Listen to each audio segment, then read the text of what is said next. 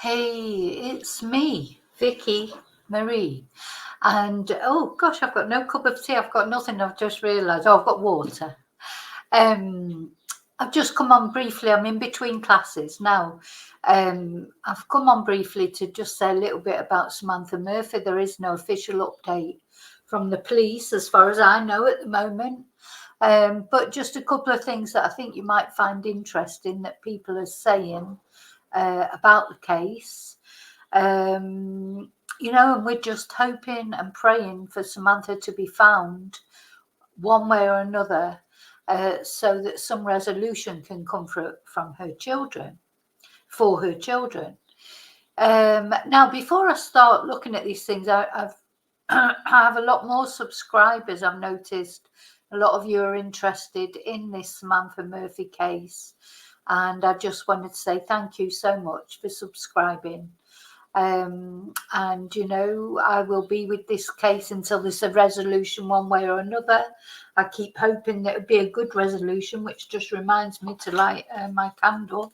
Every day I've been lighting a candle and I've forgotten this morning because I had classes. So what I wanted to say, a lot of you who are new subscribers, maybe you don't know that is my other job, is I am a Spanish teacher. I teach Spanish.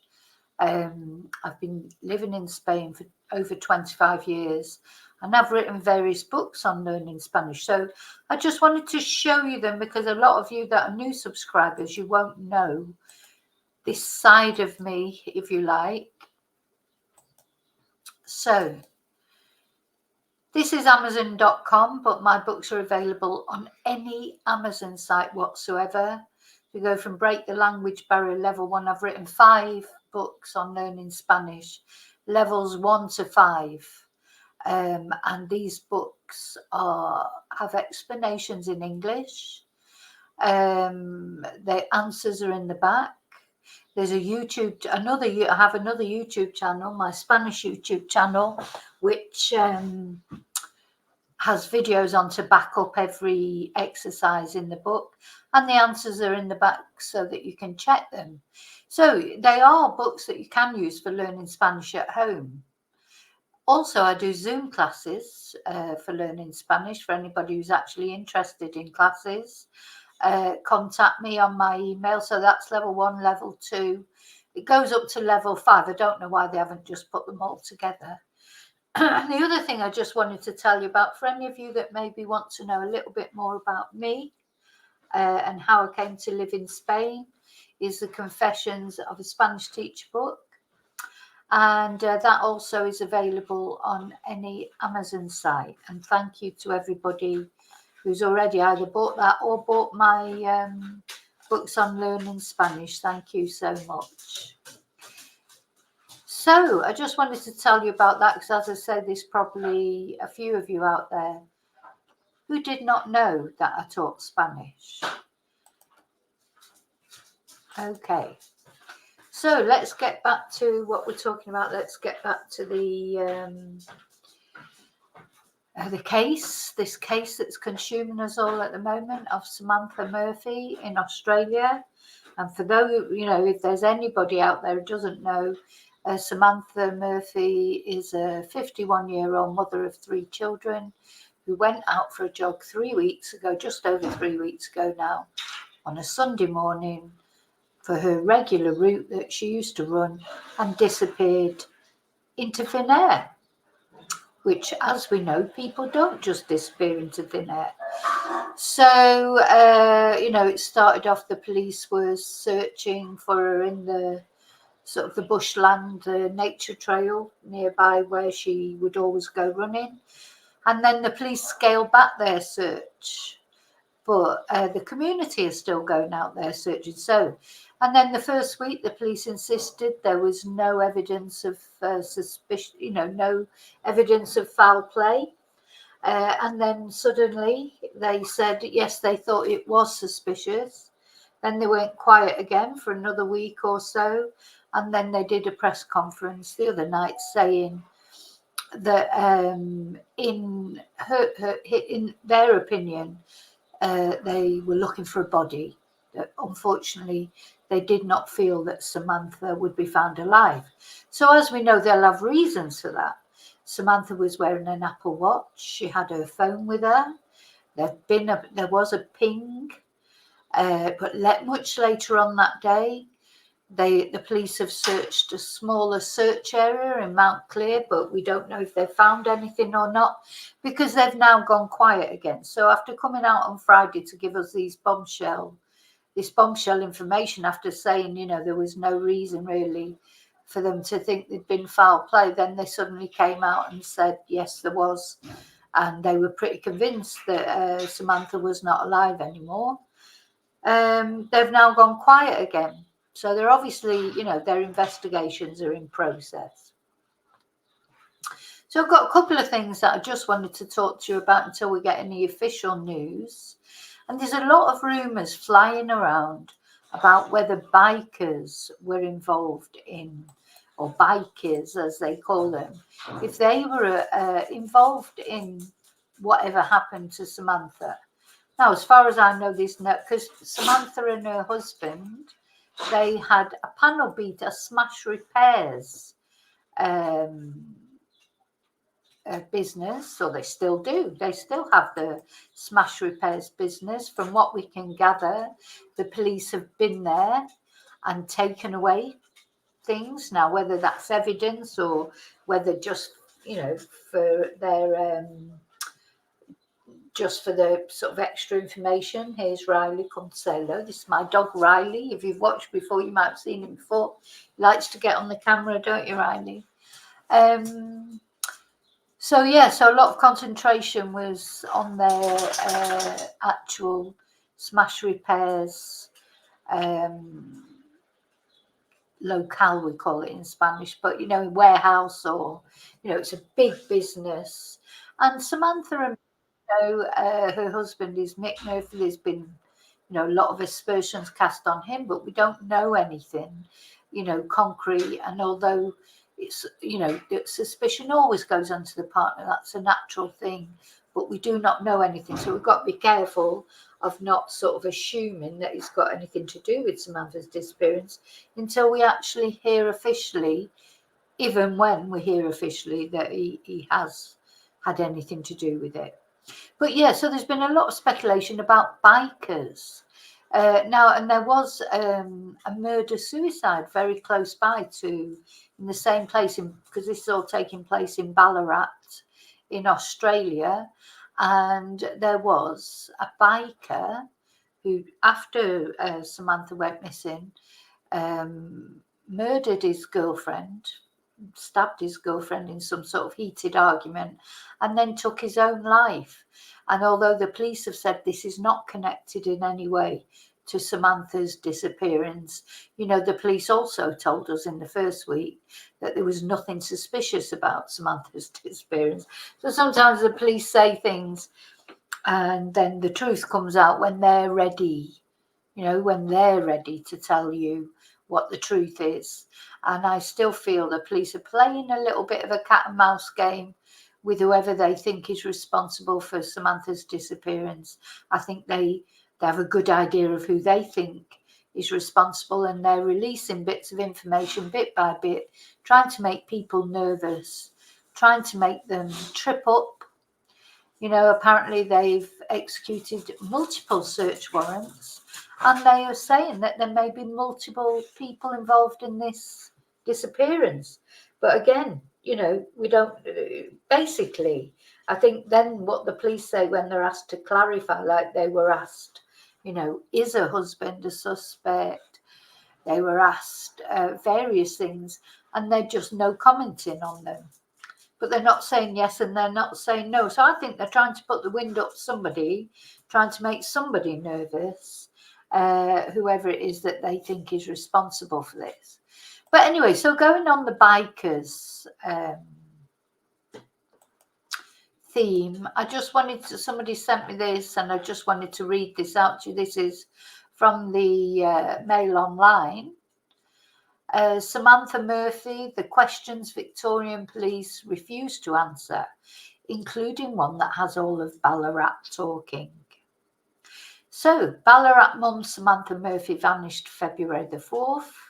So, yeah, over 3 weeks ago now. She had no known enemies or reason to disappear from what we've heard. We've watched many videos, people saying what a lovely person she was, what I should say, what a good mum she is. They said her husband, Mick Murphy, is not a suspect at this stage. The Missing Persons Unit is leading the investigation. So, detectives leading the investigation into the disappearance of mother of three, Samantha, are holding them to clues they believe will solve the mystery. So, on Friday, so that, as I said, they're giving us the bits, nuggets, keeping other things to themselves. So, Superintendent Mark Hart held a strategically designed press conference. Definitely was strategically designed, that left many questions unanswered, including one about outlaw motorcycle gangs. And for more than 15 minutes, the seasoned detective took question after question from a horde of reporters until they ran out of steam. So they've chosen. So Ballarat apparently is the meeting point for the bandidos who were pictured on this national run in Ballarat last year. Wow, lots of them. Yeah, lots of them. And police were questioned about possible links. This is the last picture of Samantha that morning before she went on her run. The police, Mr. Mark Hart, he did confirm that they felt she had set off on the run. Because, of course, a lot of people were speculating, did she even leave the house, because that wouldn't be the first time that somebody had been reported as leaving the house, going off on a run or going somewhere, and then it turns out that they actually never left the house. But apparently the police seem to think that she did leave the house. She travelled about 7 kilometres, and that's when some sort of harm befell her. And they feel that she was moved, possibly by car, maybe to that Mount Clear place that they search for her, or search for evidence. And then where she is now, of course, is a whole, that's what they don't know. And I think until they actually find her, even if it's the worst thing like her body, until that happens, I think they'll be struggling to, arrest anybody. So here's her Fitbit. This is the Fitbit, or sorry, not Fitbit, Apple Watch, that will be giving them a lot of information one way or another. So the gathering outside the Mount Clear Scout Hall was billed as a major update, but it actually offered few real insights into what detectives thought happened. And it's true. It did tell us a lot, though, because it told us that they're now looking for a body, which that was the first time that they'd ever said that. It told us that they've executed various search warrants. Sometimes it was the things he didn't say that told us something, if you like. So I do think it gave us a lot more information than we had before. But yeah, many unanswered questions because the investigation is ongoing. So Miss Murphy has not been seen since leaving her home at Ballarat East 7 a.m. on February the 4th to go for a run in the state forest. So last week's press conference was called to allow reporters to document the fact that police were returning to a remote section of bush they had searched weeks earlier, and says while the targeted search, now they're saying, oddly included members of Victoria Police's major collision investigation unit, turned up nothing. It provided headline news across the country that day. So yeah, do they feel that she was run over, by accident or deliberately?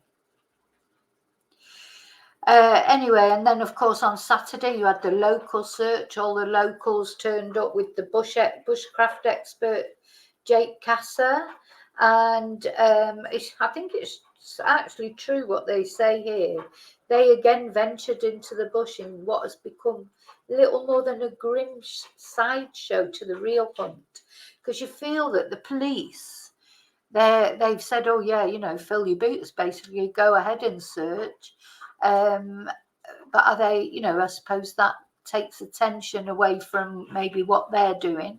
Also, they have said, the police, that they don't feel that anybody is in danger. You know, that there's no threat to the wider public, which of course makes us realise that they're thinking Samantha was targeted by somebody, because otherwise they would be warning people there was somebody dangerous out there, wouldn't they? So yeah, Superintendent Hatt said police suspect Miss Murphy's body may have been removed from the area where they are all searching. It's certainly a scenario that we're looking into. Based on our elimination process, we do think that another party has been involved, whether that be one person or a number of people. So, traipsing through the scrub, all the questions Superintendent Hatt did not answer were no doubt a hot topic of conversation. So this is Mark Hatt here. He's the Missing Persons Unit Superintendent, Mark Hatt. He was very good, I think, to be, you know, he's good at giving, again, it's an art, isn't it, to give away what you can, but to remain tight-lipped. They're definitely controlling what they're giving out, because they are trying to spook someone. That is my honest opinion. I think they know perhaps exactly what's happened, or they think they know, but they've got to wait till someone makes a mistake, till they get, you know, some more evidence, etc. So he took questions for a full 15 minutes until they stopped coming. And to be fair, he did. He didn't finish the press conference. They ran out of questions. And he said that Mick, the husband, Samantha's husband, is not a suspect, but he is a person of interest in the case. And he suggested that several people may well turn out to be suspects as the investigation progressed. And he refused to say if they had a particular suspect. He just said, we have a number of people we are speaking to. Our avenues are taking us down certain directions and we're following everything. So also unclear is who was at home at the time when Samantha went on her run.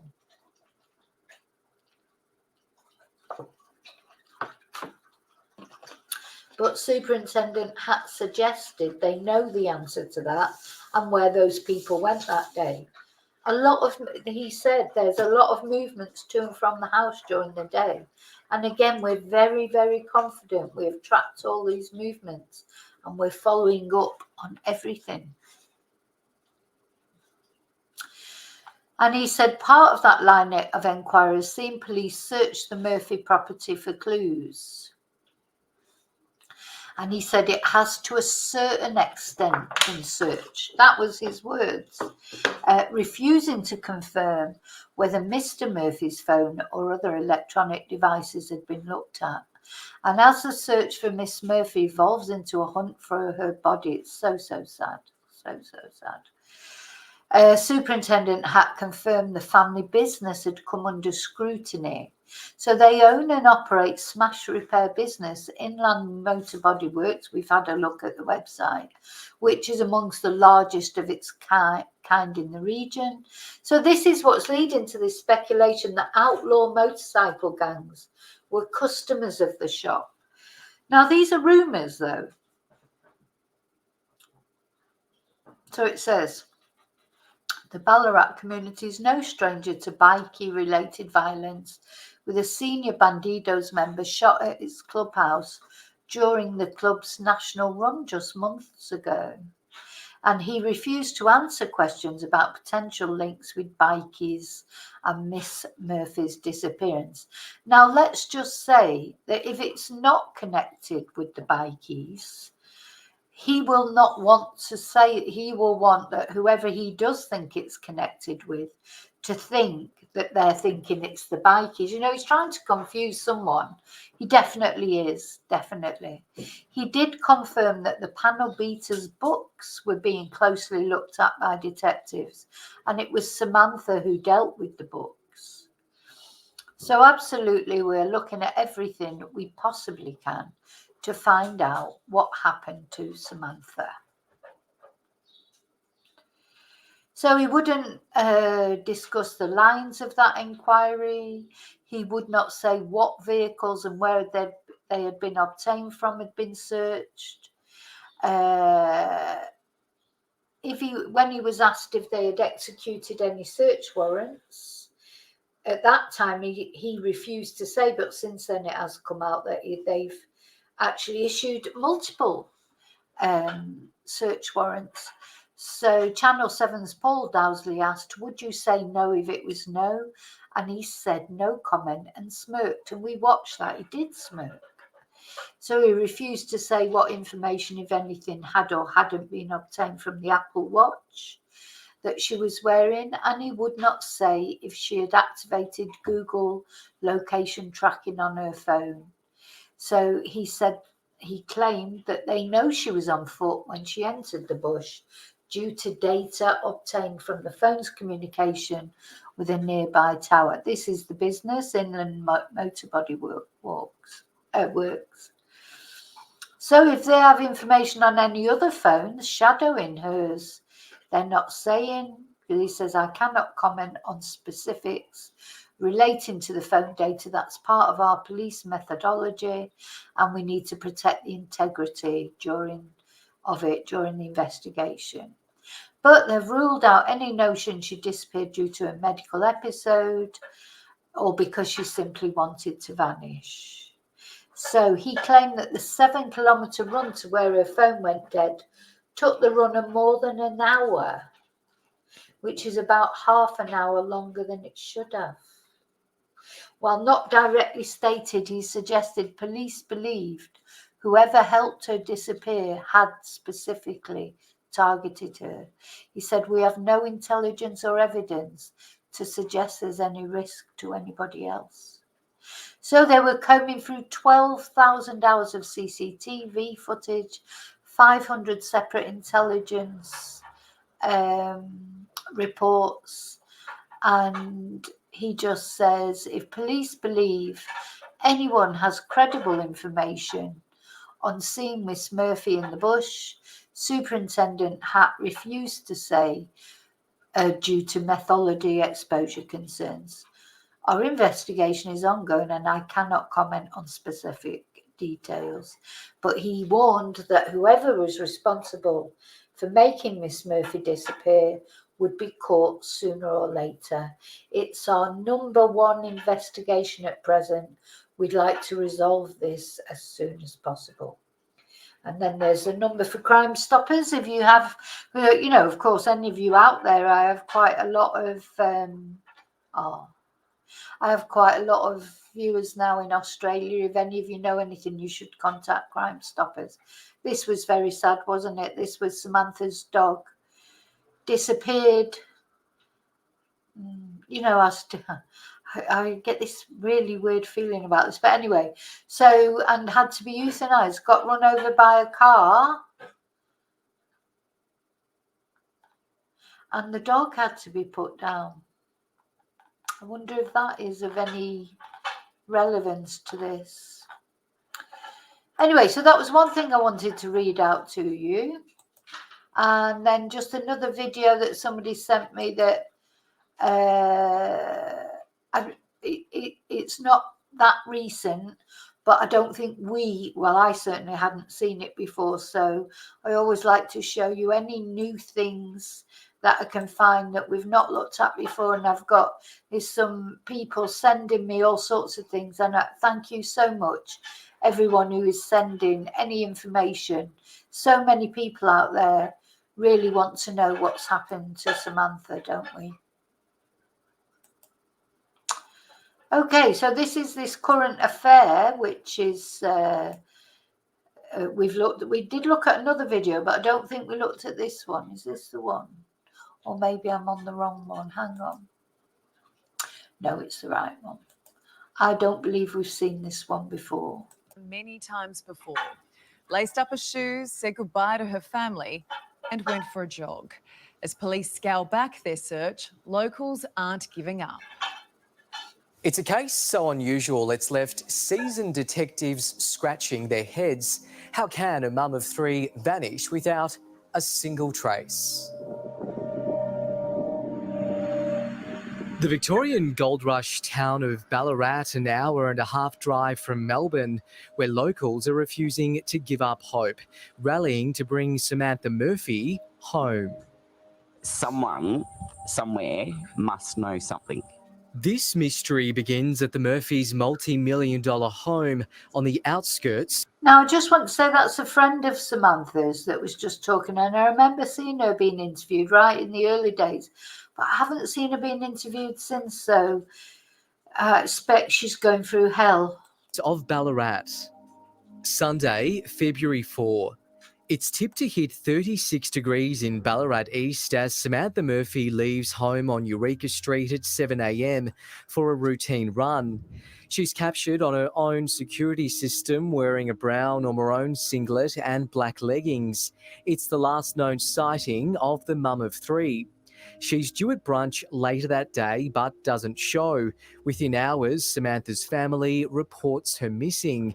The next day, Victoria Police goes public. Today, police have stood up an extensive search for a missing person who was reported to Victoria Police yesterday. A large search begins in the Buninyong area, almost 15 kilometres from Samantha's home, after her phone pings in the area. 4 days on, detectives release CCTV of who they thought was Samantha running past a business 16 minutes after she left home. But it's a false lead, a member of the community coming forward to identify themselves in the footage. The search continues with hundreds of community members turning out. Samantha's daughter Jess and husband Mick make an emotional appeal to the public on Thursday. People just don't vanish into thin air. Someone's got to know something. Mum, we love you so much and we miss you and we need you at home with us. While on Friday, the Missing Persons Squad from Melbourne takes over the case before announcing that evening the physical search would be scaled back.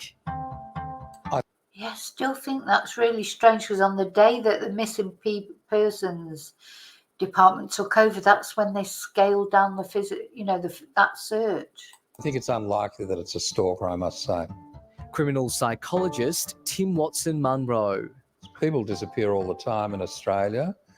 Most people return home one way or another, but inevitably there's clues. With this case, there's no forensic evidence. What that tends to suggest is if she's met with foul play, it's an individual who understands forensic procedures, somebody who's been very meticulous to detail, covering their tracks. In the huge expanse around the Murphy home, there's a labyrinth of mines and shafts from the town's old gold rush days. Despite the police search being wound back, the community's formed a so-called ground crew, organising searches of their own. The fact that they've wound back the search, I think obviously they know things that we may not know about. If nothing else, one thing that will be critical to police, phone data. Samantha had a mobile with her and a smartwatch strapped around her wrist. Detectives have been tight-lipped about what information they've been able to get from those devices. They've regularly visited the Murphy home, speaking with Samantha's family. Clearly it's affected the community, clearly they're worried about the situation, and clearly they're very supportive of the woman who's disappeared. While police have publicly said they don't have any leads about what happened to Samantha, multiple sources have told The Current Affair detectives believe Samantha may no longer be in the area around her home, suggesting she may have sadly met a sinister end. Samantha's family and her community are just hoping for some answers soon. Yeah, so it doesn't seem very, it is all looking so very grim at the moment, unfortunately, but we keep keep hope. You know, she may be being held somewhere against her will, and, you know, may eventually be released safe and well. We have to hope for that, even though it looks so unlikely. So anyway, thank you for watching. It's just a brief, not exactly an update, but just some more information, just some a video maybe you haven't seen, what people are saying about the bikies. And if any of you are out there, maybe are bikies that are watching this, let me know what you think about that. Do you think it's a bit of a red herring that the police are putting out? You know, like to sort of muddy the waters while they just get on with their investigation. That's a possibility as well, isn't it? So anyway, I've got a Spanish class very soon, so I've got to go. I will be doing if you're watching this when this video is going out, which is on Monday the 26th of February, I will be on live tonight later on, which hopefully people in Australia will be waking up, and maybe we'll get some news tomorrow. Every day we just keep hoping for some news, which the thing is, Samantha has three children who are waiting to know what's happened to their mummy. And the thing is, when you're going through a difficult time, who do you want? You want your mum. And these kids are going through this terrible time, and they cannot, you know, turn to their mum because their mum is the person who's missing. And also, although I hope whoever is responsible for Samantha's disappearance gets caught, it'd be awful as well to think that it might be Mick. You know, there's part of me just hopes, beyond hope, there is nothing to do with Mick, because then those children lose both their parents, in effect, and under horrible circumstances. So anyway, so have a good day. Remember to live and love carefully, wisely. I'll see you very soon in the next video. And until then, may your God always go with you. Bye.